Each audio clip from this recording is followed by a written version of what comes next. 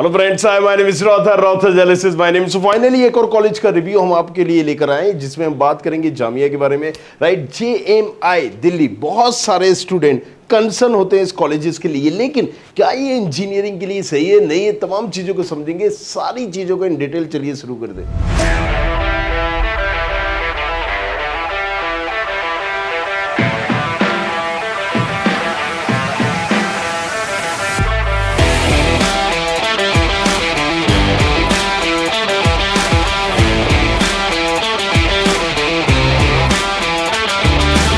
अगर हम जेएमआई की बात कर रहे हैं तो दो तीन चीजों को आपको समझना जरूरी है कि अभी हम बात कर रहे हैं इंजीनियरिंग कॉलेजेस की, और ये जो यूनिवर्सिटी है टॉप 3 यूनिवर्सिटी है इन इंडिया। Right, top 3। लेकिन क्या इंजीनियरिंग में टॉप 3 है? नहीं, ऐसा नहीं है। जेएमआई बहुत सारे कोर्सेज कराते हैं, मतलब मैनेजमेंट भी होंगे यहाँ पर, मेडिकल डिपार्टमेंट भी होगा, कॉमर्स से रिलेटेड भी होगा, दूसरे भी होगा। अगर हम सिर्फ बात करें इंजीनियरिंग का तो 26, मतलब टॉप 30 में जरूर ये आता है, बट टॉप 3 यूनिवर्सिटीज है। राइट, ओवरऑल की अगर हम बात करें, डिमांडिंग यूनिवर्सिटीज है। स्टेब्लिश 1985 की हुई थी, तो समझ ही सकते हो पुरानी यूनिवर्सिटी है। राइट, लोकेशन ओखला में है।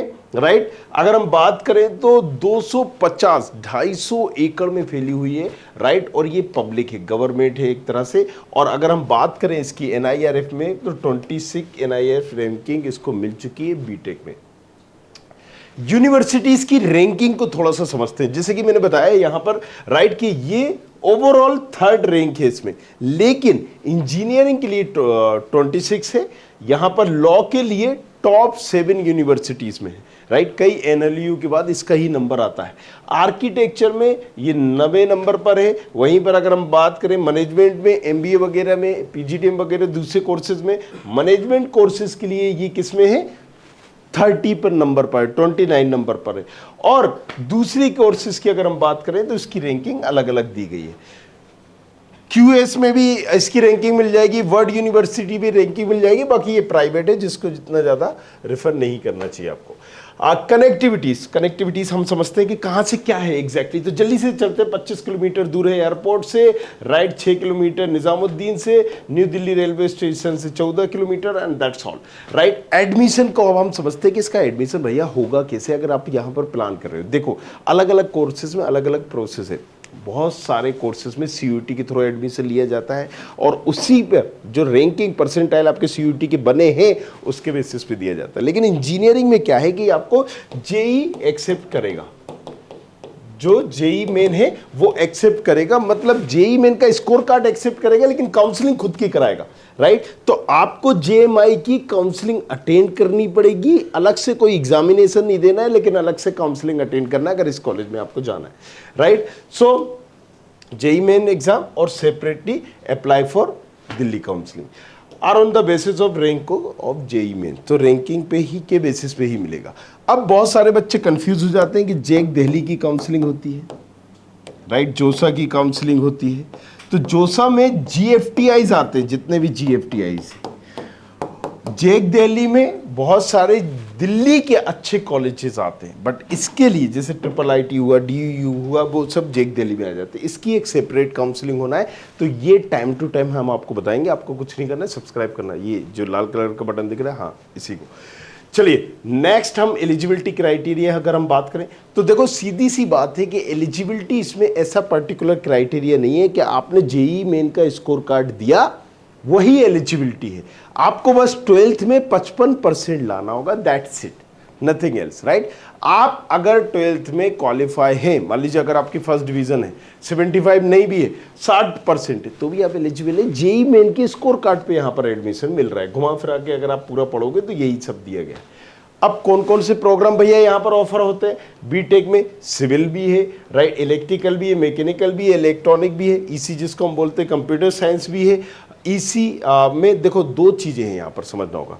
एक सेल्फ फाइनेंस है, जैसे कंप्यूटर साइंस है CS, and CS self finance.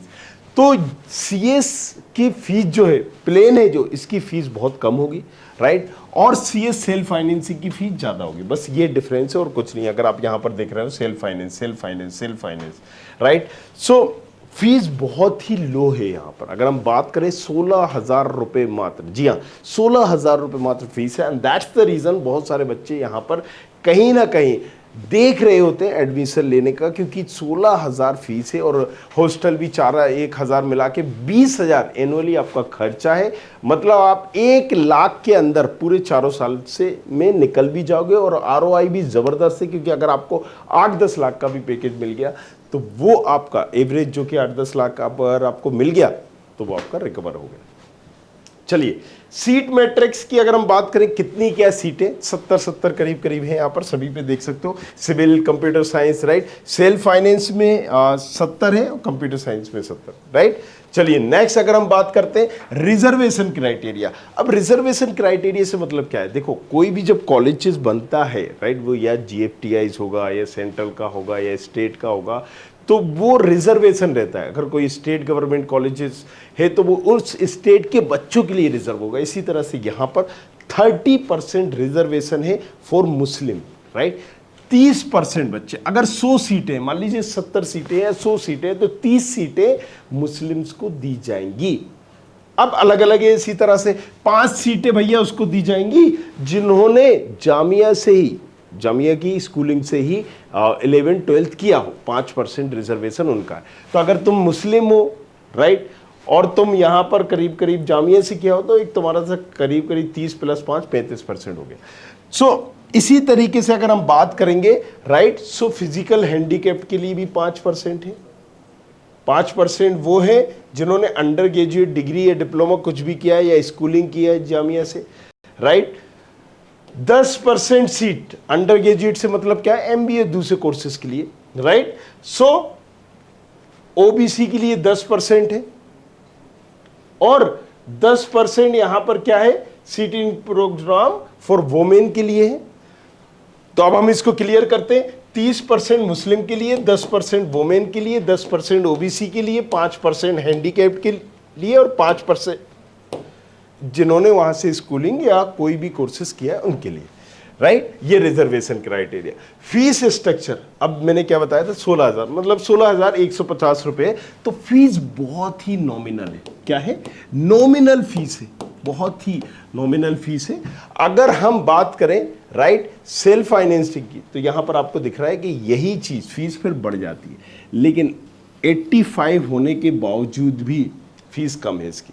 सो जो आपको नॉर्मल ब्रांच में 16,000 रुपए लग रही, वही सेल्फ फाइनेंस में आपको 85,000 लगेगी। Make sure this thing. अब यहां पर क्या हो रहा है कि अगर आपने मान लीजिए कि इस ब्रांच के लिए कंप्यूटर साइंस है और कंप्यूटर साइंस सेल्फ फाइनेंस है, तो जाहिर सी बात है जेई में अगर आपको यहां पर 10,000 रैंक पे मिल रहा है मान लीजिए, तो ये आपको 12,000 रैंक पे मिल जाएगा, 15,000 रैंक पे मिल जाएगा। यहां पर कम कट ऑफ जाएगा बिकॉज फीस कम है, तो लोग ज्यादा अट्रैक्ट यहां होंगे। तो अगर आपको रैंक आपकी उतनी अच्छी सही नहीं है, नहीं मिल पा रहा है, तो आप फिर सेल्फ फाइनेंस भी एक बेटर ऑप्शन हो सकता है, उसको भी ले सकते हो। हॉस्टल, राइट, सो हॉस्टल भी काफ़ी नॉमिनल है क्योंकि गवर्नमेंट है, काफ़ी वेल नोन है, राइट। सो 500 रुपये है। और अगर हम बात करें mess caution money 2,000, hostel admission fees 100 रुपये, हॉस्टल फीस 4400 रुपये, तो घुमा चुमा के अगर हम बात करें 4-5 हज़ार रुपये, दैट्स इट। प्लेसमेंट की बात करें तो हाईएस्ट 25 गया है, एवरेज अच्छा खासा है, ये मुझे अट्रैक्ट करता है। मतलब 8-9 लाख का एवरेज है इस कॉलेजेस का, और फीस कितनी है, 16,000 रुपया मात्र। जी हाँ, मीडियम पैकेज की बात करें तो 6 से 7 तो आपको डिसेंट एक मिल ही जाएगा। टॉप रिक्रूटर बहुत सारी कंपनीज आती हैं। अब ये जो कॉलेजेस है ना, अगर देखो तुम्हारे पास बजट इश्यूज है तो तुम इसको चूज कर सकते हो, लेकिन यस एक ऑप्शन बना के रख सकते हो। No doubt IITs much better है, इससे बहुत बेटर है। कई ट्रिपल आईटीज भी बेटर है, इवन एनआईटीज भी बेटर है इस कॉलेजेस से। लेकिन हम जब बात कर रहे होते हैं कि भाई आईआईटीज मिलना हमारे बस में नहीं है, तो हम क्या कर सकते हैं, फिर इस कॉलेजेस को एक ऑप्शन के तौर पर रख सकते हैं अगर हमारी rank up to the mark नहीं है। प्रोस क्या होंगे, राइट। सो अच्छा एक एकेडमिक रेपुटेशन ब्रांड है, जेएमआई, जामिया का नाम सुना होगा। बड़े बड़े यहाँ पर सेलिब्रिटी हो या बड़े बड़े आप देखोगे राजनेता हो यहाँ से पढ़े के निकले हुए। Diverse faculty and student body, अलग अलग जगह से, हर जगह से मिलेगा, पूरे इंडिया से यहाँ पर बच्चा मिलेगा, फैकल्टी मिलेगी। मॉडर्न इंफ्रास्ट्रक्चर है, इंडस्ट्री कनेक्शन अच्छे हैं, कनेक्टिविटीज़ है, राइट, क्योंकि मिडिल दिल्ली में है, तो सारी चीज़ें आपको यहाँ पर मिल जाएंगी। रिसर्च अपॉर्चुनिटीज़ है, राइट, और जैसे कि हमने बताया कि लोकेशन बहुत ही इसकी ज़बरदस्त है। नुकसान क्या है यहाँ पर या डिसएडवांटेज क्या है? Limited campus area. अब क्या है ना कि यहाँ पर देखो 250 एकड़ का, अभी आप कहोगे भैया आप बोल रहे थे 250 एकड़ है, लेकिन तुम क्या कर रहे हो, तुम इंजीनियरिंग कर रहे हो, तो बाकी तुम्हारे लिए डिपार्टमेंट जो बना हुआ है, एक इंजीनियरिंग का अलग से डिपार्टमेंट बना हुआ है, राइट, क्योंकि वहाँ पर और भी चीज़ें हैं ना, लॉ भी है भाई, मैनेजमेंट भी है, दूसरे भी है, तो आपको एक डिपार्टमेंट ये काफ़ी थोड़ा सा छोटा है इस कंपेयर टू कई जैसे होते हैं ना IIT से, अब NIT से, ये डेडिकेटेड सिर्फ यहाँ पर इंजीनियरिंग ही यहाँ पर होता है और पूरा उसी का फैला हुआ है। अब इसमें बहुत सारे कोर्सेज हैं, बहुत सारे स्टूडेंट है, हर तरह का यहाँ पर है, तो ये चीज़ एक थोड़ा सा ड्रॉबैक है। इंफ्रास्ट्रक्चर चैलेंजेस है थोड़ा सा, क्योंकि पुराना है, ओल्ड है, राइट। कॉम्पिटिटिव एडमिशन प्रोसेस है, मतलब यहाँ पर क्या है कि बच्चे को पहले जेई मेन स्कोर कार्ड तो एक्सेप्ट कर रहा है, लेकिन इसकी सेपरेट एक काउंसलिंग है। कई बार बच्चे भूल जाते हैं, जहन में नहीं रहता है, चाहते हैं एडमिशन लेना, लेकिन समझ में नहीं आता है कब काउंसलिंग चालू होगी कब नहीं होगी, दैट्स ऑल। ट्रांसपोर्टेशन एक कंसर्न रहता है और थोड़ा सा पॉलिटिकल यहाँ पर इन्फ्लुएंस रहता है। तो ये सारे फायदे नुकसान इस तमाम कॉलेजेस के बारे में हमने बता दिया, लेकिन ब्रांड वैल्यू है, आपको जाना चाहिए, एक ऑप्शन इसको रखना चाहिए। और कुछ पूछना है तो नीचे, जी हाँ, नीचे प्रोफाइल एनालिसिस फॉर्म दिया है, जाओ जाके उसको भरो, पूछो हक से, आप बताइए अपनी प्रोफाइल, हम आपको सजेस्ट करेंगे कौन से कॉलेजेस बेटर होंगे for you. Thank you very much, thanks a lot. I hope you like this video. For more such videos, keep watching our channel. And do not forget to like, share and subscribe.